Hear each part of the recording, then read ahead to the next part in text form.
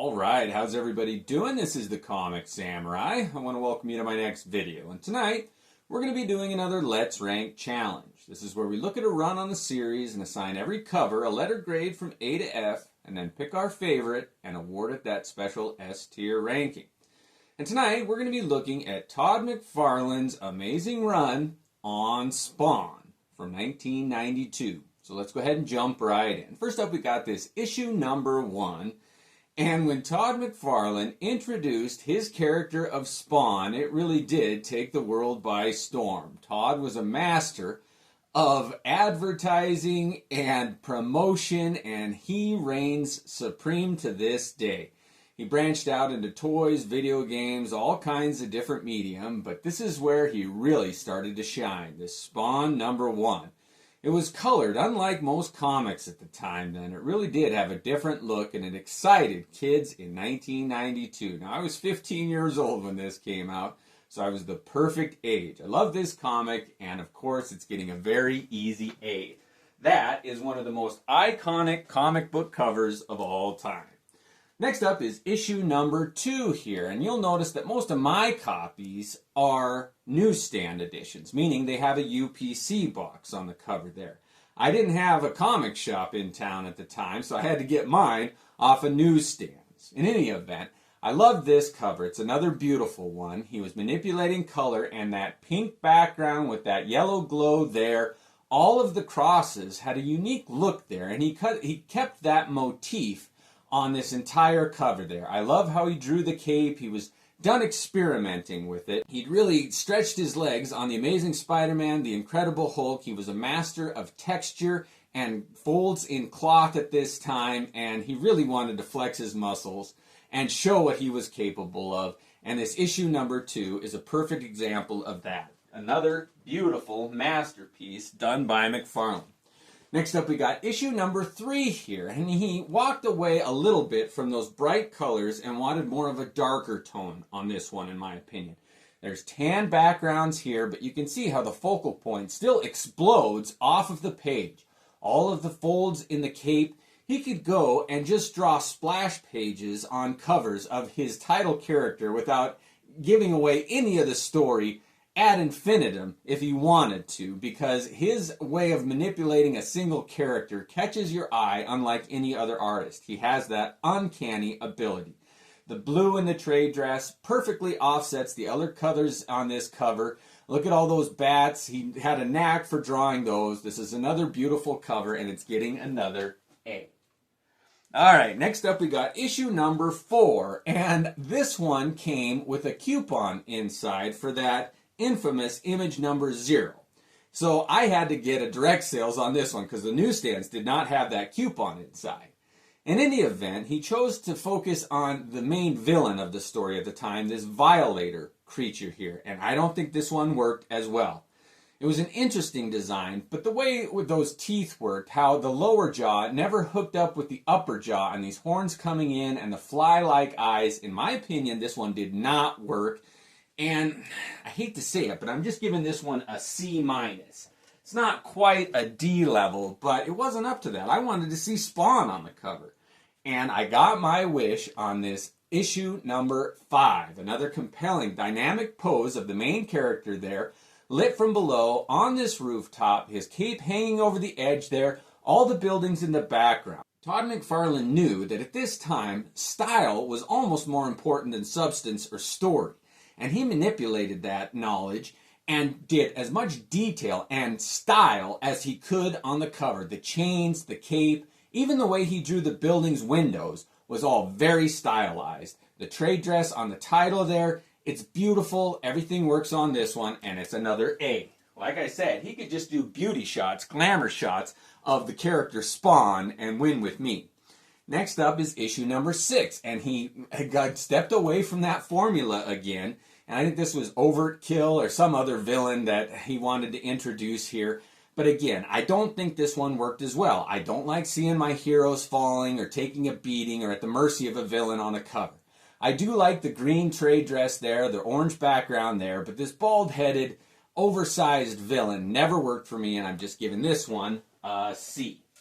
Next up, we got issue number 7 here, and all of the Image founders, we wanted to show off their abilities at the time here, and Todd said, let's make this one a little more guerrilla type, a little more combative, a little more militaristic here. So they introduced the guns there, and I thought it was a pretty good mix.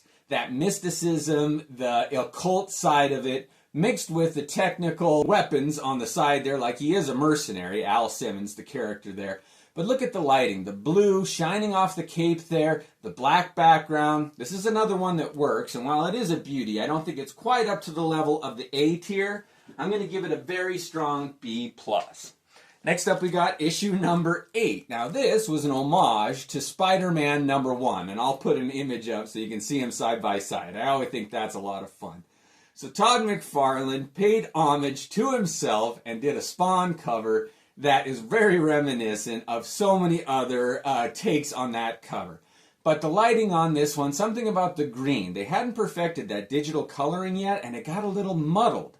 If it was a bright fluorescent green there, like it was in the other covers, I would give this one an easy A, an A+. I love this cover. But because of that, it sends it down to a B. The coloring was just a little off on that one. Next up, we got issue number 9, and this is a very famous comic book because it was the most expensive to produce in the long run after everything was said and done. There was a big controversy in this because Neil Gaiman wrote this one in concert with Todd McFarlane, and they only had a word-of-mouth contract. And this character that they created, Angela, went on to do a lot of other series and became a pretty major character. And the copyright, trade disputes, they had a huge trial, and after everything was said and done, it cost millions of dollars in legal fees. So this is a crazy comic because of that. It's a beautiful cover, though, and if we just look at that and we can step away from all the other controversies, I love the symbol of that sigil, the symbol of Spawn there with the cape and her swords and all of the ribbons flapping in the wind. It's a beautiful cover. That white background works on it, the purple trade dress there. It's beautiful in all aspects, and I'm giving this one another strong A. You can't argue with Todd McFarlane's ability to create a compelling cover. This next issue is number 10 here, and it had a guest appearance of that Cerebus character, created by Dave Sim. Now that's another creator who is surrounded in controversy. He's said some things, and you can investigate that if you want, but they did an interesting little trick here where they put color over just a certain area of the cover, and I did like that. I do like seeing just the inks on the character of Spawn, but they just had his lower half there. They definitely should have included the entire image of Spawn, in my opinion there. Cerebus was a pretty unknown one there, and his cartoonish look contrasted against Spawn's real hyper-detailed, grim and gritty look just didn't work for me, and I'm giving this one a C-. It's not quite a D. With that interesting gimmick of the color brings it up to a C. Next up we got Spawn number 11. And this is where I could feel that Todd was getting a little burnt out. He has a tendency to go to these generic militaristic images when he's lacking ideas, in my opinion. I do like the dynamic image of Spawn there, but these mercenaries, these military people here, are just not colored right. They had pink on their uniforms, contrasting that military green garb. Didn't work for me. The coloring on this one killed me, and it's just the inking too. There was no differentiating in the line weight of these figures here. They just get lost. It's like this just garble of images here. You can't really pick out a single military figure there. This one didn't work for me, and it's the first one I'm giving a D to. Next up, we got Spawn number 12, and this was an interesting one, and some people would argue that it's a shortcut, and he cheated a little bit. It's a simple symbol here. However, it's hard to pull those off right, and when they're done right and they succeed, I think they do very well, and this is one that I thought worked. That's an interesting image of half of Spawn's visage there, contrasted against Chapel's face there. And Chapel, it is revealed at one point, is the character that killed Al Simmons and created the character of Spawn in a way. But there's that blood stain there, which is a callback to the Watchmen there. That green circle around it with the black background there. Even his signature there, he uses that little parchment platform to sign. The way the trade dress was lit, I like this cover, and I'm giving it an A. Let's call it an A-. I do like that one, though. Next up, we got issue number 13. And this one, it just didn't work for some reason. He was trying to bring up these images of kind of these skulls, which is a callback kind of that Spider-Man series that he did with all of the repeating images. Do you remember that? Anyway, he's got Chapel's face there on the cover and Spawn there holding his glowing hands. I like how his eyes are glowing green there. But these repeating images, he was trying to make it a repeating pattern, which is a good trope to use. A lot of times it'll catch your eye. But for some reason it didn't work for me, and I can only give this one a B. Next up we got issue number 14, and he chose to put the two different versions of that character, the Violator, on the cover here. You've got this monstrous demon version in the background, and this clown version in the foreground. And I never liked either of those versions. He was a predator of children. He was just not a good villain. I didn't like him. I didn't like the red backgrounds there. And why have the two different versions? If it's the same character, it just confused me as a kid. Like, oh, I thought this was the same being, and yet you show two different versions here. It confused me, it didn't work, and I'm just giving this one a D. I didn't care much for that one. Next up, we got issue number 13, and I did like this image of medieval Spawn with Violator's head on his sword. I do like a good beheading cover here, and this was an interesting one. You've got all this green smoke here. I do like the blood on the sword there, but it's kind of obscuring medieval Spawn's face there, and I wanted to see that character. They had just introduced him, and I really wanted a good picture of medieval Spawn. So they dropped the ball on that. They could have done without all of this stylized smoke in the foreground, but it was a good green contrast to the other colors on the cover here, and I'm giving this one a B. I do like that one. Next up, we got issue number 16, and this is the point where Todd McFarlane broke his run on the covers. Now, the momentum did carry me along, so we'll take a look at a couple of these covers until Todd returned. But this is a Greg Capullo cover, and I'm not going to let it participate in the competition. Number 17 is also not done by Todd McFarlane. It's another Capullo cover. I hope I'm saying his name right. Next up is issue number 18, and again, Todd was taking a break from doing the covers. He didn't do the cover on this one. Next up, we got issue number 19 here. And again, this is not a Todd McFarlane cover. It is a bit of a compelling cover there, but it's not Todd. Next up, we got issue number 20 here. And this is when my interest really started to wane. I didn't like the introduction of this character here. They tried to use this image of the hand coming at the viewer. It didn't work, but it's not a Todd McFarlane cover. He did make his return on this issue number 21 here. And I love this cover. It's very stylized, and that's what they were missing. I think Todd forgot that his style, his ability as a graphic designer, was part of the draw on this series. The way that he did colors again in the trade dress there, contrasted against that purple rectangle. Do you see how he deals with edges? I love that. He's got this sharp edge here that's broken by the image of the figure as it expands and bursts forth from that containment of the rectangle. Todd is a master of that. I love this one. He really did try to show that he's a graphic designer as well as an illustrator and artist. He knows style. He knows color theory. This one hit on all cylinders, and I'm giving it a very strong A. Next up, we got issue number 22, and this was another attempt by Todd McFarlane to use that graphic design sensibility. He put a strong black border around this cover and a pretty simple image of just this dynamic cape. That was the main draw on this cover. I do like the skull used as kind of a moon in the background there, but if that is the light source, you can see that the shadow is being cast this way, which means the light source would be over here. In any event, it wasn't as good as that other white one, but I do like the graphic design elements on this one, and it's getting a B. Next up, we got issue number 23, and I believe this one takes place after the Batman crossover. And at the end of that one, Batman throws a batarang at his face, and it goes right in the middle of his face there. And for a while, Spawn had these stitches up the front, and I always thought it looked like a football with those stitches. And he's at that stage. But I never liked it when this hero had his mask off. He didn't have any hair, he was burnt, and it just wasn't fun to look at. I just he should heal from that. He's healed from bullet wounds and all kinds of other injuries. Why can't he heal his face? In any event, they tried to do the glowing visage of Spawn here. It didn't work for me very well, though, and I'm just giving this one a B. Next up, we got issue number 24, and I think Todd realized that his strength sometimes is reliant on graphic design. So he went back to that strong circle in the center and then a figure exploding from that, breaking the edges of that confined circle.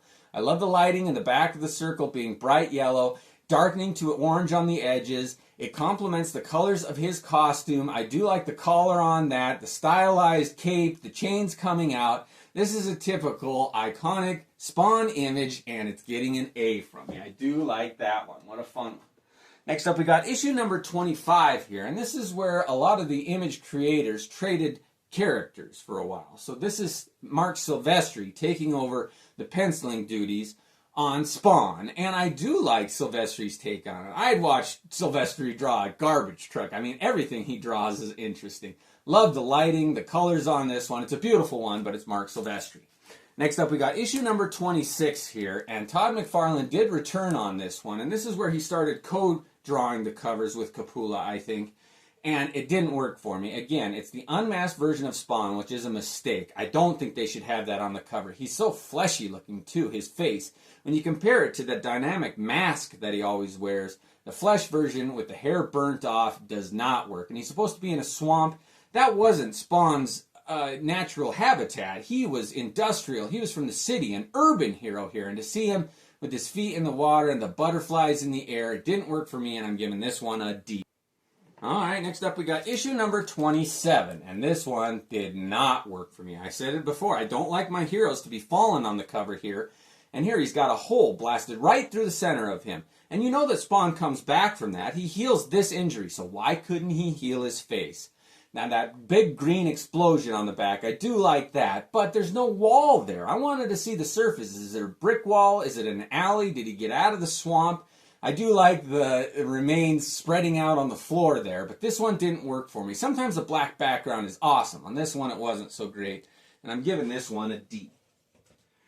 Alright, now that's where my interest in the series ran out, but I did want to show these other Todd McFarlane Spawn covers. He did this Spawn Batman, and it's important to say it that way. Spawn, this is the version that Image put out, because DC put a sister title out to this that was Batman Spawn.